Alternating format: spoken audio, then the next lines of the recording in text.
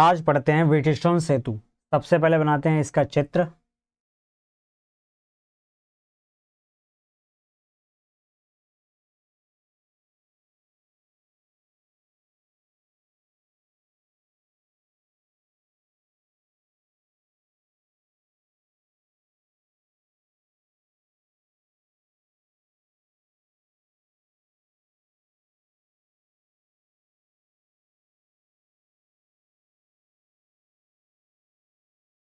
ये कुंजी K1 है।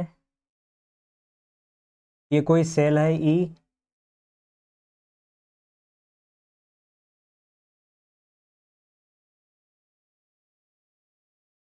ये धारा प्रवाहित हो रही है I।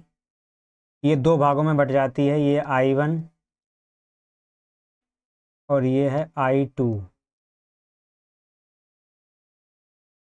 ये है I1।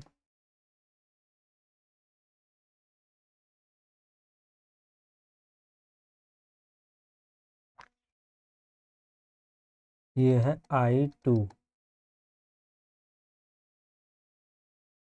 ये है A B C और D। ये कोई धारा मापी है G।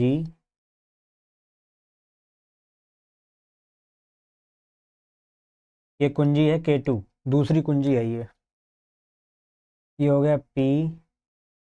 ये है Q। ये है R और ये है S। ये एक व्हीटस्टोन सेतु है। अब इसके बारे में लिखते हैं थोड़ा। वैज्ञानिक।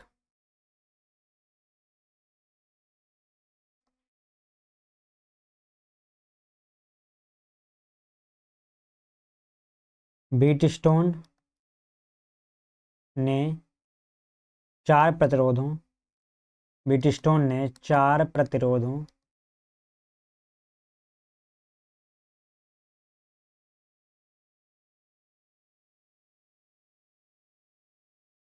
PQRS को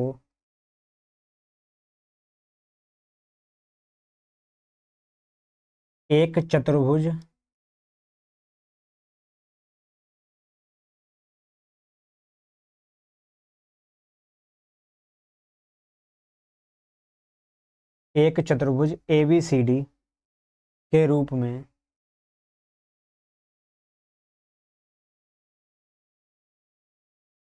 जोड़कर अज्ञात प्रतिरोध का मान अज्ञात प्रतिरोध का मान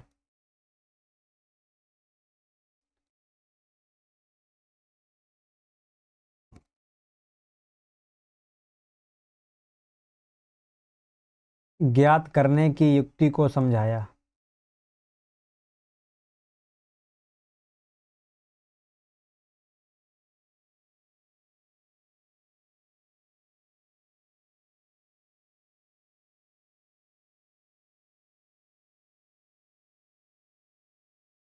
जिसे व्हीटस्टोन सेतु कहते हैं।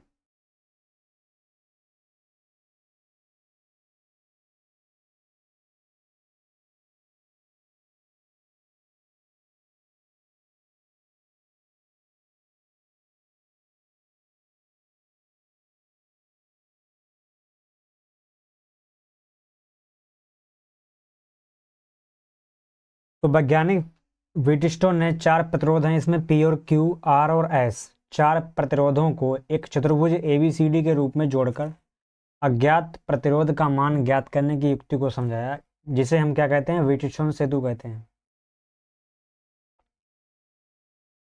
यदि इसमें चारों प्रतिरोध इस प्रकार हैं, इसमें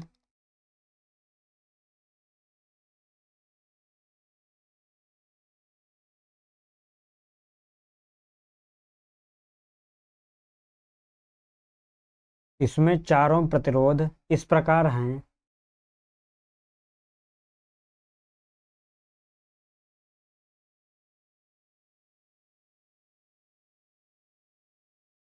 कि किन्हीं दो आसन्न भुजाओं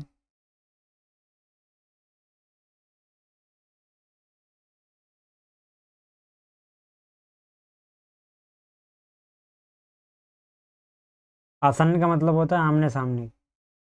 आसन्न भुजाओं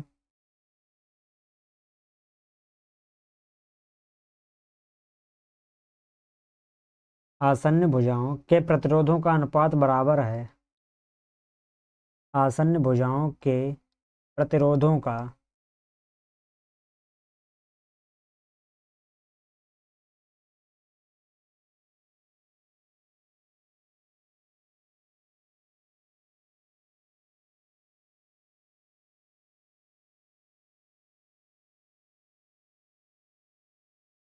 बराबर है।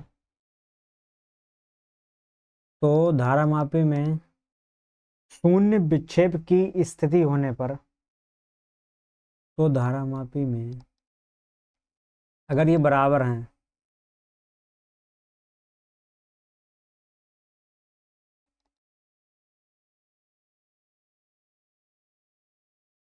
अगर किन्हीं दो आसन्न भुजाओं के प्रतिरोधों का अनुपात बराबर है तो धारामापी में शून्य विक्षेप होता है। शून्य विक्षेप का मतलब होता है उसमें कोई विक्षेप नहीं होता है।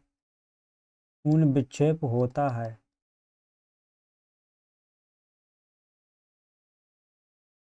तो धारामापी में शून्य विक्षेप होता है। शून्य विक्षेप होने का मतलब कोई धारा प्रवाहित नहीं होती, अर्थात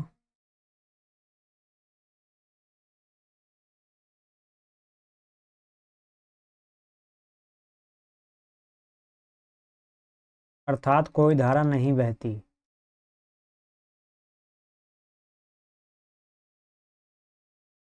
इसे हम बोलते हैं सेतु की संतुलित अवस्था। इसे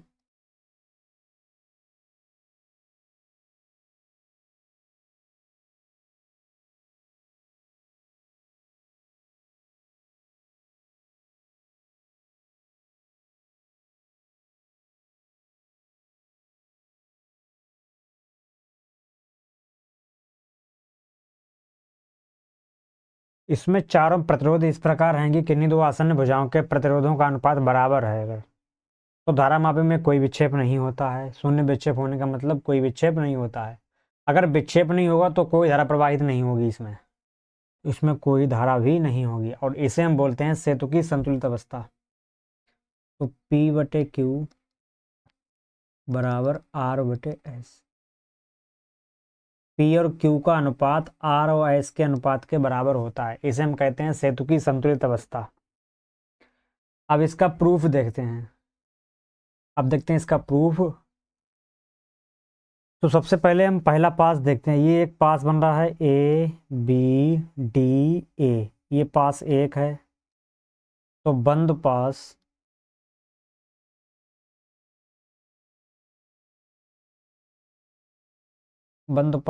ABDA में किरचॉफ का दूसरा नियम लगाने पर, इसमें किरचॉफ का दूसरा नियम लगाएंगे। तो बंद पास ABDA में किरचॉफ का दूसरा नियम लगाने पर, दूसरा नियम लगाने पर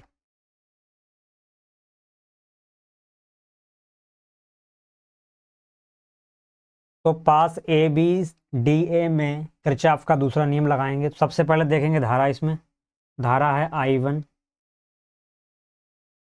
प्रतिरोध I गुणा R, प्रतिरोध है इसमें P, तो R की जगह पर यहाँ पे P है, प्रतिरोध है P। इसके बाद ये धारामापी में धारा 0 है, तो 0 गुणा प्रतिरोध इसका है G, धारामापी का प्रतिरोध है G। इसके बाद आएंगे इसमें धारा है I2, धारा और प्रतिरोध इसमें R बराबर। अब इसमें लिखेंगे हम कि कौन कौन से सेल लगे हुए हैं। इसमें कोई सेल नहीं है तो बराबर 0 होगा। अब देखते हैं इसका चिन्ह। जो I1 है, I1, ये I1 ऊपर की ओर जा रहा है और धारा I2 नीचे की ओर जा रही है। तो I1 धारा ऊपर की ओर जा रही है और I2 धारा नीचे की ओर जा रही है। इनके चिन्ह विपरीत होंगे क्योंकि इनकी दिशाएं विपरीत हैं, अतः इनका माइनस आएगा। इनकी दिशाएं विपरीत होने पर चिन्ह यहाँ पे माइनस आएगा, तो यहाँ माइनस होगा। चिन्ह माइनस आएगा क्योंकि इन दोनों धाराओं की I1 और I2 धाराओं की दिशाएं विपरीत हैं। विपरीत दिशाएं होने पर चिन्ह माइनस होता है। तो ये 0 गुणा जी है तो 0 हो जाएगा, तो बचेगा I1P माइनस I2R बराबर होगा 0। I2R ये माइनस में है, जब बराबर में भेजेंगे ये प्लस होगा, तो I1P बराबर होगा I2R। इसे मान लेते हैं समीकरण नंबर 1। ये समीकरण 1 है। अब बंद पास दूसरे में, दूसरा पास है BCDB में, किरचॉफ का दूसरा नियम लगाने पर इसी प्रकार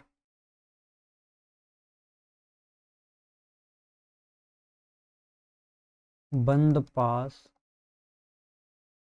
BCDB में किरचॉफ का दूसरा नियम लगाते हैं इसमें। तो पहले बी से चलते हैं। पहले धारा है इसमें I1 गुणा प्रतिरोध है इसमें Q, धारा है इसमें I2, प्रतिरोध है गुणा S होगा, प्रतिरोध इसमें S है। धारा मापी में कोई धारा नहीं है तो 0, प्रतिरोध है इसका G, इसमें भी कोई सेल नहीं लगा है तो बराबर 0 होगा। I1 ये ऊपर से आ रही है I1, और I2 ये ऊपर से नीचे आ रही है I1, और I2 नीचे से ऊपर जा रही है। दोनों धाराओं की दिशाएं विपरीत हैं, अतः चिन्ह माइनस आएगा। ये तो पूरा 0 हो गया, 0 से गुणा होने के कारण ये 0 होगा। किसी भी संख्या की अगर हम 0 से गुणा करते हैं तो वो 0 होगा, तो जब 0 की G से गुणा होगी ये 0 होगा पूरा, तो बचेगा I1Q बराबर, ये I2S बचेगा, माइनस का बराबर में भेजेंगे ये प्लस पहुंच जाएगा, ये उधर उधर जाके ये होगा प्लस का I2S। समीकरण है 2 ये।